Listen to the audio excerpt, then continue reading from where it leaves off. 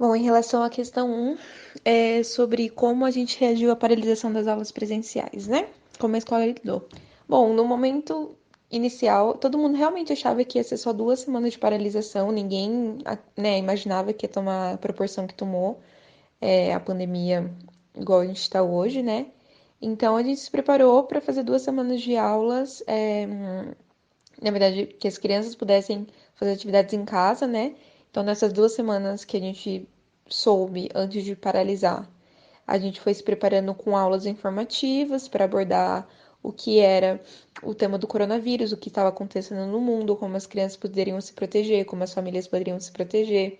Aí, além das aulas, a gente formulou então atividades para as próximas 2 semanas que eles ficariam em casa.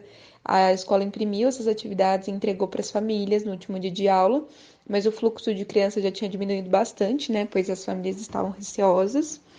E a gente fez atividades com base na nossa carga horária, né, do município para cada área do conhecimento, né? Então, tentando balancear língua portuguesa, matemática, né? História, geografia, ciências, artes, educação física. E a gente estava fazendo atividades que, bom, de uma forma geral, elas eram um pouco mais, entre as mecânicas, justamente porque a gente não teve muito tempo para preparar, né? Mas a gente fez uma atividade para cada dia, então eram 5 atividades por semana, tentando levar em consideração o que eles estavam aprendendo e essa carga horária, né, de uma forma balanceada. Então acho que todo mundo foi pego meio de surpresa, mas a gente seguiu as recomendações tanto da escola quanto da Secretaria da Educação. A equipe gestora, em relação à questão 2, ela se organizou mandando para gente um documento da Secretaria da Educação, que falava sobre como a gente deveria se organizar em relação tanto na escola, com as aulas, como em relação às atividades. Então, a gente debateu isso num dos nossos encontros, que chama TDC, né? E no boca a boca mesmo, no grupo do Facebook, por e-mail, enfim, nos canais de comunicação. E a gente teve apenas 1 semana e alguns dias para se organizar, digamos assim, porque foi tudo pego de surpresa, né? Mas sempre atento ao diário oficial e sempre conversando com a gente por meio dos canais oficiais e pessoalmente. Em relação à questão 3, então nas 2 primeiras semanas a gente imprimiu essas atividades e a escola não teve contato com as famílias. Depois entrou um período de recesso. Quando a gente voltou em recesso, principalmente em maio, a gente começou a produzir atividades entre os professores, né? Então, os professores de cada turma, por exemplo, a minha turma do primeiro ano, a gente foi se revezando e semanalmente a gente ia criando conteúdo de língua portuguesa, matemática, né? Ciências, enfim, humanas, ciências naturais, educação física, artes.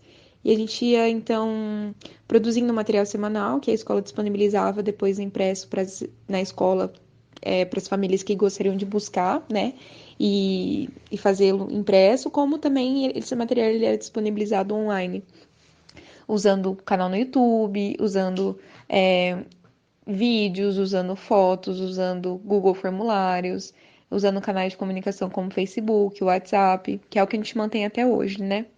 Então a gente usou tanto a tecnologia como atividades impressas para aquelas crianças que não tinham o acesso a esses recursos tecnológicos, né?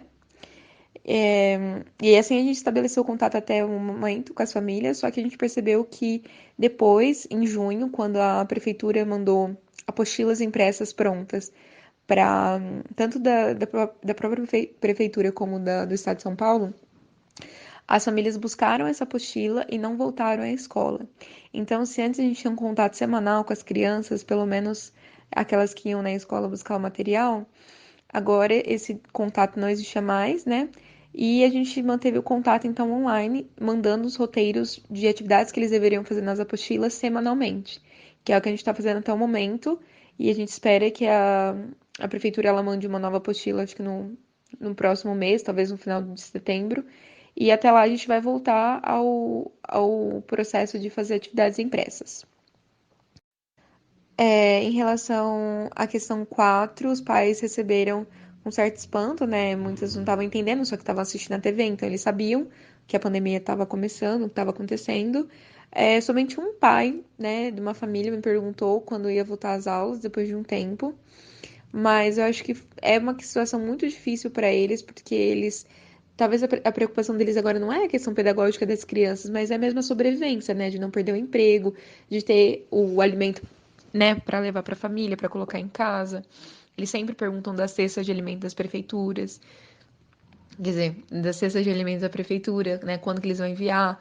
Então, eu acho que essas mudanças foram mais dramáticas no sentido de sobrevivência, tanto em relação a questões de crise, né, de saúde e sanitária, né, do acesso à saúde, de se proteger, mas também do emprego, da alimentação, né, dos recursos básicos aí que a pandemia acabou afetando ainda mais as camadas populares e a família das minhas crianças, né, como eu trabalho na periferia, essas questões elas são muito mais amplificadas durante um contexto de pandemia. Então, acho que eles receberam essas mudanças de uma forma um pouco chocante, né? Muitos viram sua vida mudada e aí a preocupação com o pedagógico fica um pouco ali, né, entre aspas, um segundo plano, sempre tentando ajudar as crianças, as famílias, e seus filhos a fazer as atividades, mas muitas vezes eles não conseguem pela própria rotina, pela própria situação. Então é compreensível. Eu acredito que esse foi o maior desafio, né, de receber essas mudanças. É, questão 5. Todos os alunos têm acesso a recursos da tecnologia? Não. De 20 crianças, eu tenho aí 6 crianças que não têm acesso nenhum e as outras 14 têm. Porém, a gente tem que lembrar que esse acesso à tecnologia não foi constante e 99% dele ocorre por meio do WhatsApp. Então, até o momento, eu continuo conversando com as famílias e mantendo contato, mas tem muitas famílias ainda, por exemplo, umas 3, que eu posso dizer, 3 ou 4, que nesse percurso enfim, perderam acesso à internet, ou então mudaram de número, e aí eu perdi o acesso delas. Então, desses 14, a gente coloca então uns 10, que atualmente eu mantenho contato sempre com a tecnologia. E os outros, aqueles que eu falei que desde o começo não tiveram acesso à tecnologia, dois dele buscam atividades na escola, né? Então, desses 6, 2 buscam atividades na escola e mantêm um certo contato com a escola, mas outros 4 simplesmente eu não tive notícias, a escola também não. E aí a gente passou isso para a Secretaria da Educação para ver o que pode ser feito. Qual foi o seu maior desafio no exercício profissional durante a pandemia? Eu acho que tudo é desafiador, sinceramente. Acredito que é a ansiedade de não saber o que vai acontecer em breve, né? O medo de retornar às aulas sabendo que não é uma opção segura agora. Ainda mais eu sendo um grupo de risco, né? Porque eu tenho uma condição asmática. O próprio desafio de manter o contato com a família e como que tá sendo esse contato, sabe? Muitas famílias às vezes só visualizam as mensagens, outras me relatam que não conseguem fazer atividades porque as crianças têm dificuldades. E eu tento ser compreensiva, porque eu entendo que tem questões muito maiores nesse momento do que somente, né, pensar no produto ali pedagógico das atividades, né? Eles, como eu falei, eles têm questões de sobrevivências mais emergenciais, né? Acho que o meu maior desafio é lidar com isso, né? Como eu posso balancear essas duas questões, né? Atividades pedagógicas para as crianças que estão numa fase tão importante como a alfabetização no primeiro ano, e ao mesmo tempo tentar manter ali o contato que eu possa dar o suporte necessário às famílias até onde alcança, né, o meu braço de professora e até onde alcança o braço da escola de instituição pública da educação. Então, acho que esse desafio de balancear tudo e ao mesmo tempo, enfim, controlar essa ansiedade, controlar esse pensamento de não saber o que vai acontecer, né, num próximo momento, e até mesmo já pensar lá na frente que talvez seja necessário que eu retome tudo que foi trabalhado até então com as crianças, como se elas estivessem começando o primeiro ano de novo. Essa é um outro ponto que me deixa mais ansiosa, que também me preocupa, né? Que é um desafio, pensar ali como que eu vou fazer ano que vem para retomar tudo isso que, entre aspas, está sendo perdido, né, em relação ao ensino remoto e não presencial. 7. Você consegue considerar alguma aprendizagem profissional? Com certeza. Eu acho que tudo isso vai dar algum tipo de aprendizagem pra gente. Não significa que vai ser positiva, né? Porque eu acho que isso traz toda à tona, né, as mazelas do descaso do, do setor público com a educação, principalmente a educação de base, né, que seria a educação, tanto a educação infantil como ensino fundamental 1, e nas áreas, enfim, que mais precisam desse acesso de qualidade gratuito, que seriam as áreas periféricas, como é a minha, onde eu trabalho. Então, Eu acho que essa aprendizagem profissional, na verdade, é uma grande reflexão de que não é possível que exista um ensino remoto e nessa condição precária como ele existe hoje, pensando na educação básica brasileira, na educação pública brasileira, e que eu tenho meus limites como professora, como educadora, assim como a escola tem seus limites como instituição pública. Eu acho que essa é a maior aprendizagem que eu vou ter. E para além, né, de saber de mexer com as tecnologias, né, de aprender a mexer, sei lá, a fazer um vídeo, a fazer uma produção de design em aplicativos como o Canva. Eu acho que isso seria um segundo plano, né? Sim, estou aprendendo a mexer com novas tecnologias? Estou, mas é uma necessidade, né? Não é como se fosse uma opção, que eu quero trazer uma linguagem a mais para dentro da sala de aula. Então, eu não sei se a gente pode ver de uma forma muito positiva.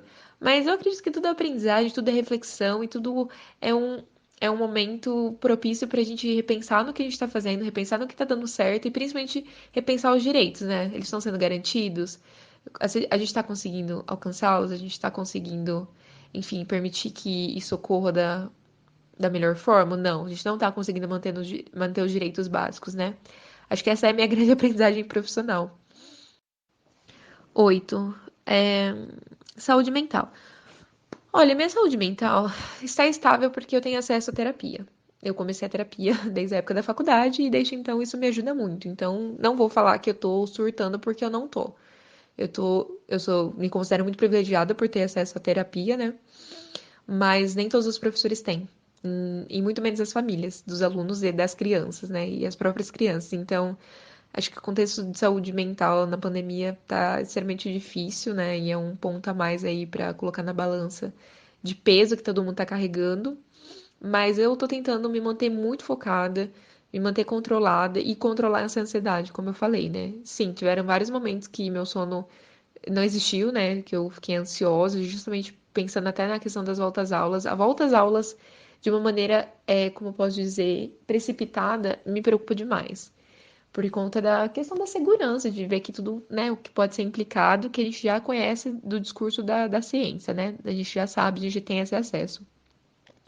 Mas de maneira geral, eu tô tentando controlar bem, assim. Mas essa ansiedade, a preocupação de se minha família tá bem, a família que eu falo assim, não a minha família, a família das crianças, se eles estão bem, se eles estão tendo o que comer, se eles estão desempregados ou não, se eles estão empregados, eu acho que essa ansiedade também de não ter essa certeza, de não ter esse acesso à informação na íntegra, de não saber como eles estão, não saber como a criança tá, se ela tá bem, se ela tá sendo negligenciada por algum motivo específico, se ela tá se cuidando, se ela tá doente, se a família tá bem, se a família teve alguém que morreu por Covid ou não, sabe? Isso me deixa ansiosa. Mas eu tô tentando trabalhar muito essa questão para não me sobrecarregar. E como eu falei, é uma aprendizagem para saber até onde o nosso braço com o professor vai. E, finalmente, vamos lá, 9. Como está a sua condição de trabalho nesse momento de mais de 5 meses de pandemia? Eu acho que ele tá estável, só que ele não tá um estável no sentido bom. Ele tá um estável no sentido, estamos fazendo o que é possível dentro das condições que temos impostas no momento. Então, acho que eu estou muito alinhada com a escola, com a gestão escolar. Tenho sorte de ter uma gestão que eu considero democrática e outros professores também. Então, a gente está muito bem articulado, se organizando, usando os tempos de TDC para debater tudo que a gente pode fazer, tudo que pode ser melhorado. Enfim, sempre atentos às considerações de saúde, sempre ouvindo a ciência.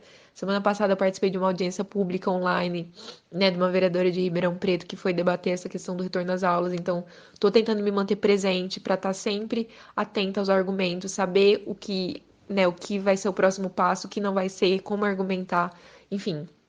Então, nesse momento, eu acho que a nossa condição está dentro do que é possível fazer. Só que em relação, por exemplo, ao pedagógico, às famílias, né? Eu não me sinto satisfeita, porque eu não acho que está sendo efetivo, né? Então, essa condição de trabalho, ela está sendo feita assim. Eu consegui comprar um chip no começo da pandemia com meu dinheiro, instalei o WhatsApp Business para falar com as famílias, então estou fazendo minha parte de conversar com eles, de tentar manter esse contato. A escola também faz sua parte de tentar ligar, de, né, tentar saber como estão essas famílias, essas crianças. Mas eu sinto que tá meio parado, né? Nosso limite ele vai até onde a gente consegue atingir, que seria essa atividade de ligar, de saber como tá, enfim. né? Quando a gente recebe informações da secretaria, a gente passa já, né, automaticamente naquele mesmo momento, para sempre deixar as famílias também em alerta, saberem o que está acontecendo. Se elas podem buscar uma cesta de alimentos na escola, se elas podem participar de uma pesquisa para falar sobre a opinião da volta às aulas, enfim. Então, mas eu acho que no sentido geral, assim, né, para além do pedagógico, eu me sinto meio limitada como professora. E isso não mudou nos últimos 5 meses. Na verdade, eu acho que até piorou um pouco, porque, como eu falei, as famílias às vezes perdem acesso ao Wi-Fi, à internet, perdem acesso ao celular. Então, parece que esse contato ele vai ficando cada vez mais distante, sabe?